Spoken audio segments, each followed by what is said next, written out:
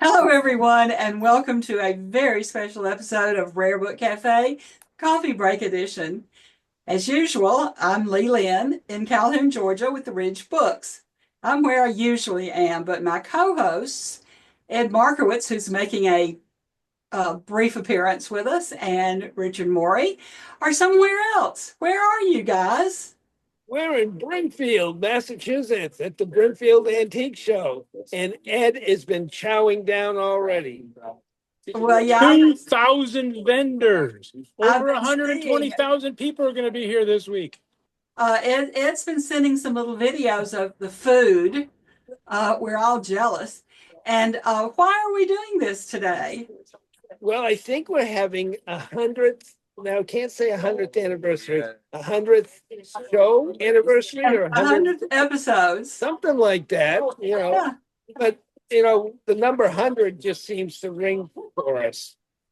So, Well, that's I a want lot. to show you. I want to show you the miniature book I bought this morning before we get going. Okay. And while he steps away, let me say we've been doing 100 shows of the Rare Book Cafe, but this particular Genesis generation of the show goes back much, much further. And I know Alan's been producing the show probably for at least another 100 shows before the RBC came along. Well, this is the 100th coffee break episode. Okay, got it. But Rare Book Cafe has been going on. How long has that been going on, Alan? 12, 15 years. It's been a long time. Years and years and years. Years and years. So because at Brimfield, there's always things to buy. So I thought I'd show you, well, not only this little finger Bible, literally, but this is the other miniature book I bought this morning. And this is only half of it. Oh, my goodness. And what is it? I can't. Gustave Doré's Bible, 1866. Oh, my Only goodness. two. Second Oh, my volume. God, that's heavy. Oh, what a find. Oh, I was pleased to find it. Yeah. Yeah. That's just one of the things that shows up here at Brimfield. Let me just grab this off the shelf. Here we go. Here's a copy of Collected Poems by Robert Frost, signed by Robert Frost in Hanover, 1944. Yeah, Wow. that was yesterday's find. It's already old news. Okay. Well, okay. Well, when we went to the Florida show, it stopped along the way, and I picked up these two, Raggedy Ann and Raggedy Andy books on the way down there that so far I haven't done anything with, but really, really, really neat. So that's my contribution for the morning. Oh, wonderful. And this is my first show since I came back from my 3 months in Europe, and I picked up a lot of cool stuff. And we're going to have another show one day so we can all share off our treasures. That's what we're doing. So I'm going to tell you, Ed, one of the things, Alan gave us homework to do, and it was to review the last 100 shows. Yep. It took me 20 days to see all of the shows, but I got them all in. No, but seriously, one of the things I noticed is that you travel a lot. How many different countries have you been reported from? Reported for this show? I don't know, probably 5 or 6. I would think so. Yeah, and there's probably a few more in there. Yeah. And actually, our first coffee break edition was when you had returned from Portugal, and we're reporting on that. Yeah. Yeah. We started this off. He's looking something up. All right, go ahead. But the one thing that's in reviewing the shows, it was fun to see some of the guests we've had on. We've had wonderful guests, Larry Krakow from Ohio. I'm so knowledgeable when it comes to children's books. I mean, he really studies his craft, doesn't he? Wonderful guy, wonderful dealer. Scott Brasser from Pennsylvania. We had Rebecca. Where was Rebecca from? She is from DC. I I'm not She's the sure. other half of the No. Rare Book Show. No, that was she. How much the comic book? He was. They're priced. They are priced? So I'm working Yeah. my booth at the same time here. That's But fine. You can do that. she talked about a book she wrote. She was a librarian. Right. She did that study of an author who wrote mysteries Yep. in the 20s and 30s that we And had never heard of. And she wrote a book about Carolyn Wells. Right, yes. Yeah. Yeah. So I mean, it's just so much fun to go back and look at them. And we've had Barbara Lowe and her paper ephemera Barbara. so many times. I And have it's to tell you, always different. excuse me, I was saying my favorite episodes are when we have on authors.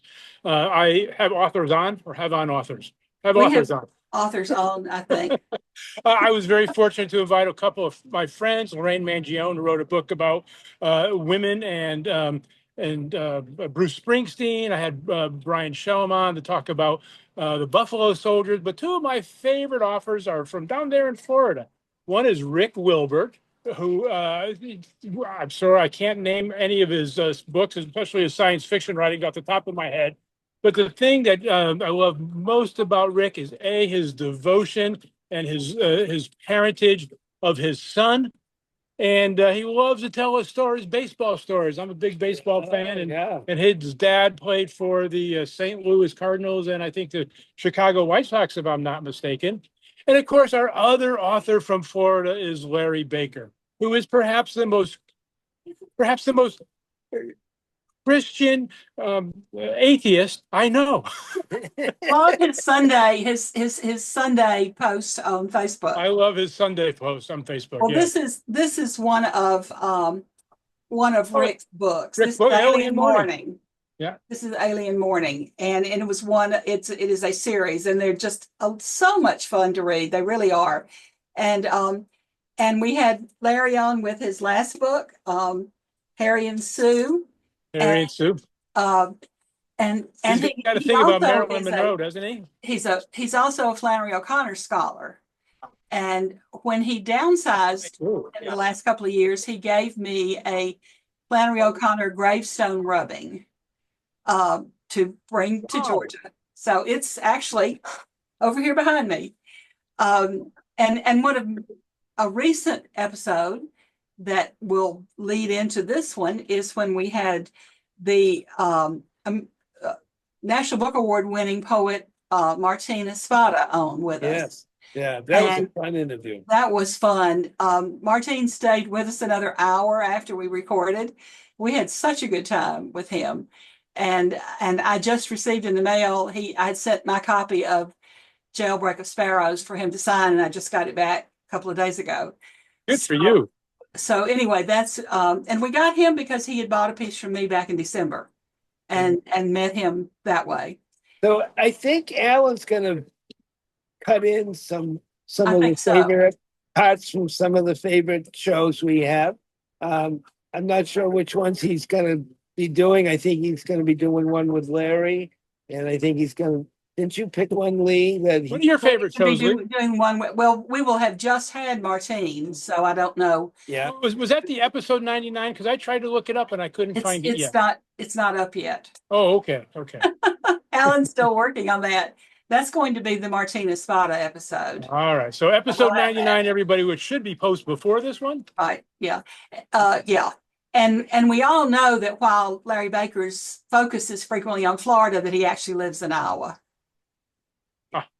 So, but Oh, he is, I think, a Floridian at heart. Thank goodness we have you on the show. So, Otherwise, we'd probably be sued for libel. well, who knows? Who knows? Well, what Fact besides checker. authors, Need a fact checker. what are some more of your favorite episodes?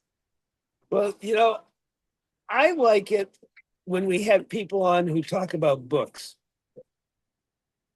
So that pretty much covers, I think, most of- Everybody. Well, along those lines, one of my other favorite episodes, I don't know which one it is, I have to go back and check, was the bookseller from upstate New York who coined for us the word bibliosphere. Well, we'll have to go back and see who that was. Yeah, because well, I we've use that used word it. all the time. Yeah, I know we've kind of taken that as our own. My girlfriend calls, say, what are we having for dinner? I say, I think we'll have some bibliosphere.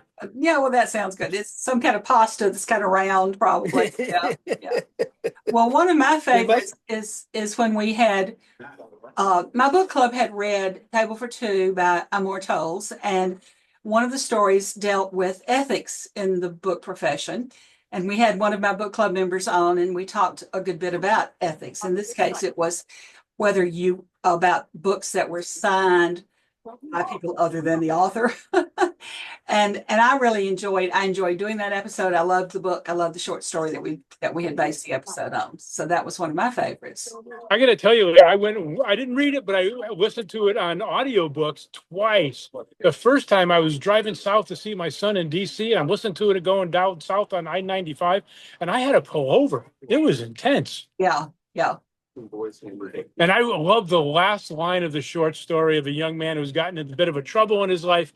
And it was something to the effect of, well, John was about to get some experience in his life. Yes, that was good. That whole book was I really enjoyed that. I like short stories. And I've also discovered that I like contemporary poets more than I ever realized. When I was in the hospital, another book dealer sent me a copy of Ada Limon's latest book, who is the poet laureate for the United States. And I just love those, and have enjoyed Martine's as well. So that's an area that being on Rare Book Cafe has brought me in contact with. I asked my girlfriend what her favorite episode was, and she said the one that we did from Delphi in Greece, when I quoted Shelley and Byron, and I said, "Oh, you just like that one because you were traveling with me." That's probably why. That's probably why. And that's okay. And that's okay. But it's been fascinating to see the libraries of Europe and the bookstores of Europe and the little literature, what we call it, literary landmarks in Europe. Yeah, and so many more to go visit. Yeah. So you're going to be doing that again? I'm looking at doing it right now. My girlfriend's looking to swim the Bosphorus Strait in August, and from both sides of Istanbul. And from there, I will probably take off if we go do that and visit some more international bookstores. Yeah. Good. Well, it's been an exciting 2 years. We've been through a lot. We've done a lot. It's been a real journey, and I think a time of growth in our profession, time of changes in our profession. You know, we are going through changes right now. I think we're all finding that perhaps our customer base is changing in some ways. We found in Florida we were getting so many more young people, and we have found with the uncertainty with institutions that's affecting us as well. So it's an interesting time, but books aren't going away. I don't think so. I don't think so. So you do know, Ed, this is the first time you and I have ever seen eye to eye. Oh, it only took a wooden box. Richard, I've always looked up to you. So, Well, I think there's so many people we've had on Rare Book Cafe that we probably ought to mention. People like Gigi Best. yeah. Gigi. And She's a hoot. She is a hoot. And we mentioned Barbara Lowe. And let's see, who else have we mentioned? Larry Rakow and Larry Baker and Our bookbinding friend in Oregon. right. We're not gonna remember. I know. We are not getting any younger. It'll come to me before the show's over. Yeah. And also our bookbinding friend Sophia. We've had Sophia Boggle. That's what I was thinking. Sophia Boggle and Thank you. So many bookstore owners. We've had Richard Erdman, who's president of IOBA. We've had young people who have opened stores or just gotten into the trade in the last few years.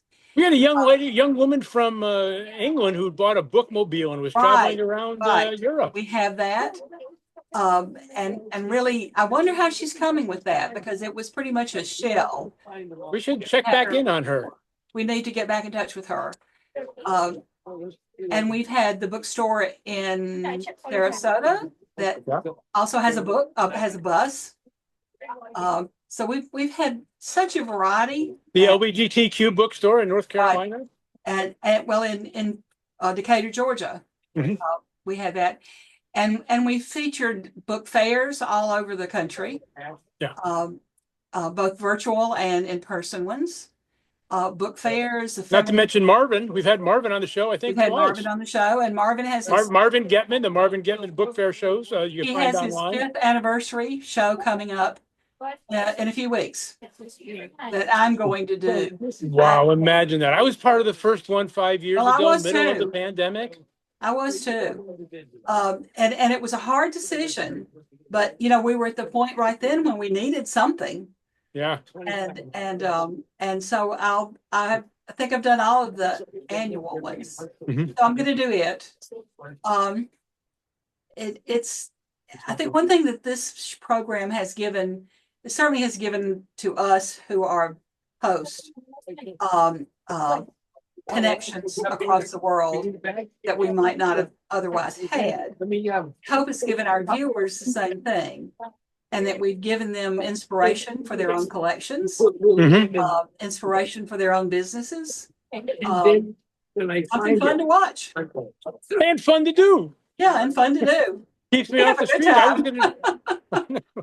I was going to be doing meth in a back alley before this came along. Oh, you think it was that bad, huh? So I just sold a nice set of alcohols. Excellent. Good for you. What did you sell? Louisa May Alcott. I had 4 of the uniformed edition, and a woman just bought them. And I got do you have a copy of Little Woman? Because that's what she's missing and wants. Oh, gosh. And it's in the brown with the gold. Right. I don't. We're looking for it. We're talking to somebody in Georgia right now about it. So come on over. You want to be on the show? It's okay. So, did you have a question? No, it's okay. Okay. Would she like to be on camera? Yeah, she's I don't think so. Bashful. Okay. But she's a book collector and we love her. That's right. That's right. So, and Richard, your setup there looks like you have moved in permanently. Well, actually, show them around it. I get a lot of compliments. It looks like a library, actually. It's got I bring about there's about 30 wooden boxes here, and then I've got a bunch of cardboard boxes and bookshelves. And then as I showed you earlier, I got some Boy Scout stuff, and he's gonna. I think that'll probably be cut into the show too, the preview. So yeah, there's a lot here, and I'm just one of 2,000 dealers. We know. Yeah, but the 2,000 dealers don't have books. These things get heavy. Well, I will say this, and I tell my and he does this 3 times a year. Yeah, I tell my customers, you can come to Brimfield and find books any place, but you won't find what I have in my space. That's right. Well, you won't find what Richard has anywhere else, and it's not just books. It's heart. It's heart. That's what it is. Got the heart of a bookseller. And conversation and knowledge. Oh, it's always fun. And knowledge. What he's got up here, especially about Boy Scouts and Girl Scouts, nobody could match it. It's scary. No, they could not. Scary. They could not. But we had a nice little discussion recently about Boy Scout material. We did, yeah. Well, as well.